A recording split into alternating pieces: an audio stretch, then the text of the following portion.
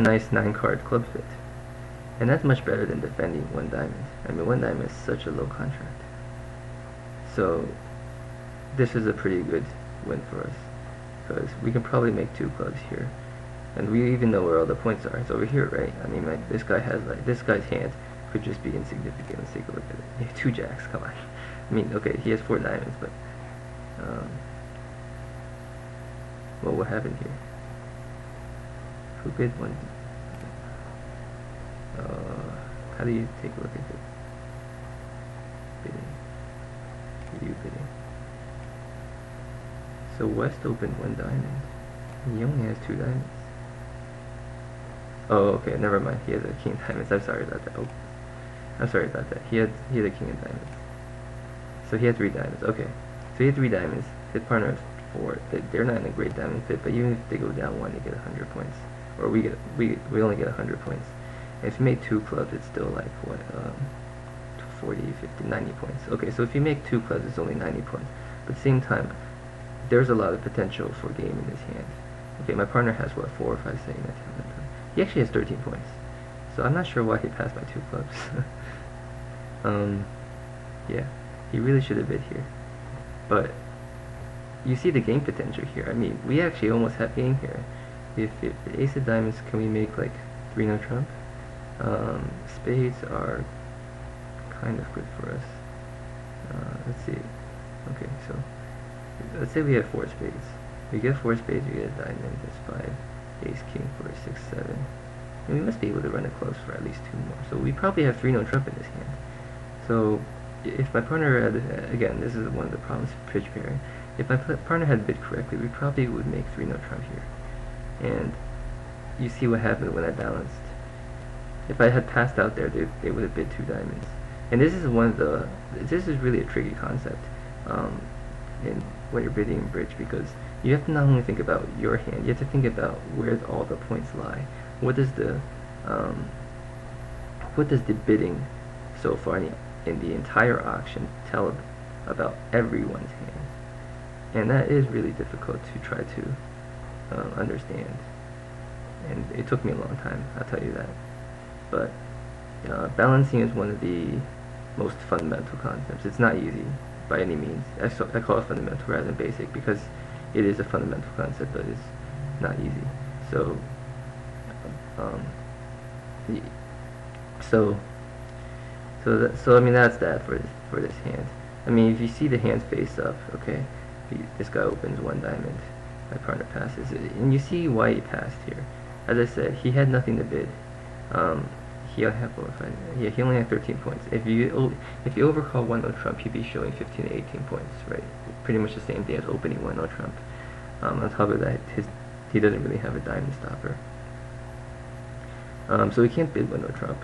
And as I said, he can't bid 1 of any suit because he doesn't have 5 cards in a suit. He doesn't have a suit that he really likes. So I had to help him out by taking a king from his hand and bidding with less points than usual. And again, that's called balancing.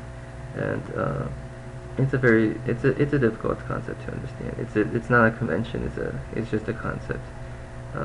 And usually I find the concepts more important than conventions. Conventions aren't usually that useful. They're very specialized for when you want to use them. But anyway, that's that for this hand. And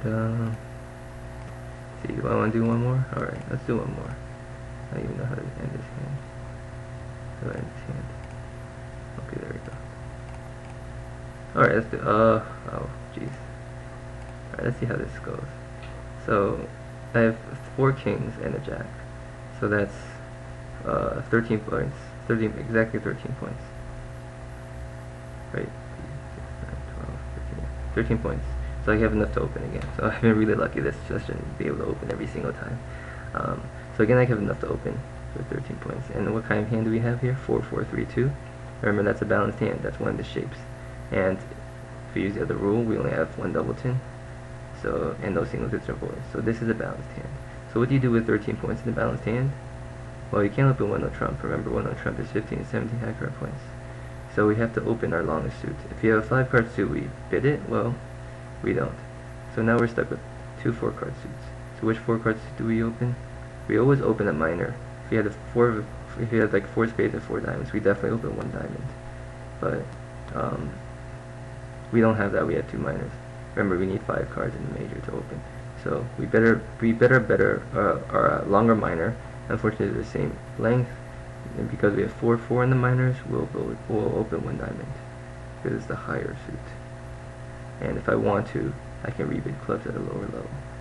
So I'll open 1 diamond. Partner bids 1 spade. Now what do I do? Well, remember I had a balanced hand, right? And I couldn't open 1 no trump, but now I can rebid 1 no trump. So that's your plan with a balanced hand and like 12 to 14 high card points.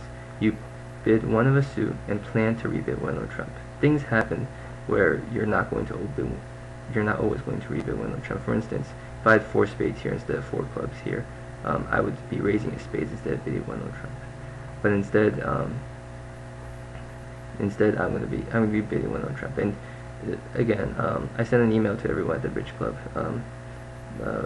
about that table, about that page that I used when I first was learning. And on that page, there's a table for this. With 12 to 14 high card points, you bid 1 of a suit, plan to rebid 1 no trump. 15, 17, you open 1 no trump. 18, 19, you bid 1 of a suit, plan to jump to 2 no trump. And 20 to 21, you open 2 no trump. 22 to 24, you bid 2 clubs, and then rebid 2 no trump. At any rate, it's all on that table. And this is one of those schemes where I have 12 to 14 high card points, so I open 1 of a suit, and now I will rebid 1 no trump. And it passes out. Okay. Let's take a look at this. 7, 8, yeah, so he had a balanced hand as well, and minimum points.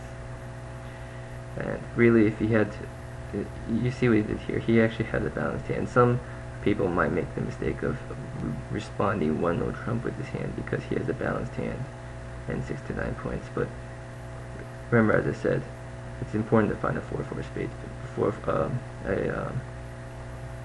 a major fit.